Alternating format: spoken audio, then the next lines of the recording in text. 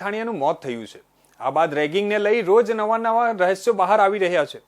મંગળવારે વાયરલ થયેલા એક વોટ્સએપ ચેટિંગ પ્રમાણે પ્રથમ વર્ષ 200 વિદ્યાર્થીને પરિચયના નામે રેગિંગ કરવા જિલ્લા વાઇઝ ગ્રુપ બનાવીને બોલાવાતા હતા। જુનિયર મારફત મેસેજ કરાતા હતા। બીજી બાજુ મંગળવારે 15 આરોપી વિદ્યાર્થીઓને કોર્ટમાં રજૂ કરાતા કોર્ટે 1 દિવસના રિમાન્ડ આપ્યા હતા। જે રિમાન્ડ પૂર્ણ થતા આરોપીઓને ફરીથી કોર્ટમાં રજૂ કરવામાં આવ્યા હતા। તેમજ અરજી કરનાર 7 આરોપીઓના જામીન નામંજૂર કરાયા છે। તમામ 15 આરોપી વિદ્યાર્થીઓ 14 દિવસની જ્યુડિશિયલ કસ્ટડીમાં ધકેલાયા છે। પાટણ રેગિંગ કેસમાં આરોપીઓના રિમાન્ડ પૂરા થતા બુધવારે સાંજે ફરી 15 આરોપીઓને પોલીસ બંદોબસ્ત સાથે એડમિશન સિવિલ જજ ડોક્ટર એચપી જોશીની કોર્ટમાં રજૂ કરવામાં આવ્યા હતા। પોલીસે વધુ રિમાન્ડ માંગ્યા ન હતા। બીજી તરફ 15 માંથી 7 આરોપીઓએ જમીન અરજી મૂકી હતી, જે નામંજૂર કરવામાં આવી છે। બંને પક્ષોની દલીલો સાંભળી કોર્ટે આરોપીઓની જામીન અરજી નામંજૂર કરતા આરોપીઓને 14 દિવસની જ્યુડિશિયલ કસ્ટડીમાં મોકલી આપવામાં આવ્યા હતા।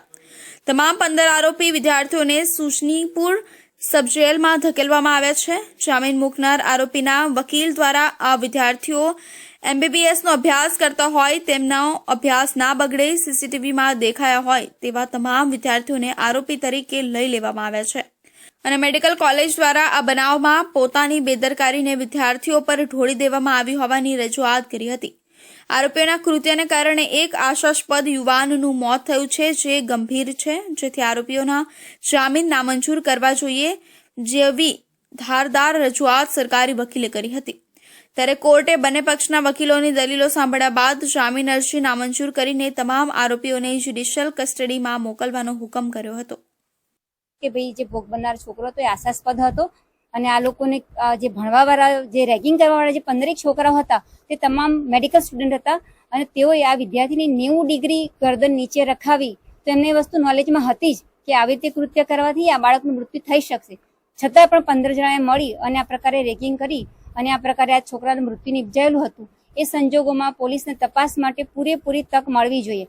પોલીસે તરત જ પંચનામા નિવેદનો વગેરે લઈ લીધેલું હતું અને પોલીસે માત્ર 3 દિવસની રિમાન્ડની માંગણી કરી, કેમ કે પોલીસ સચોટ તપાસ કરી રહી છે। પોલીસનો ઈરાદો એવો નથી કે બહુ ચર્ચાસ્પદ કેસ છે તો આપણે આરોપીને વધુ દિવસ અંદર રાખીએ।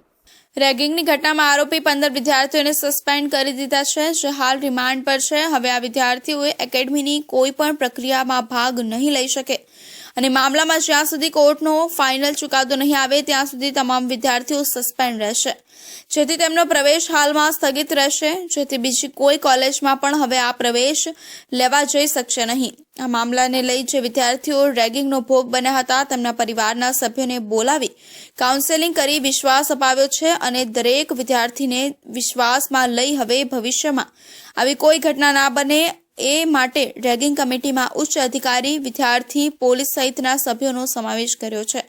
દર અઠવાડિયે વિદ્યાર્થીની સમસ્યા સાંભળવામાં આવે છે અને દર 3 મહિને કમિટીની મીટિંગ મળે છે।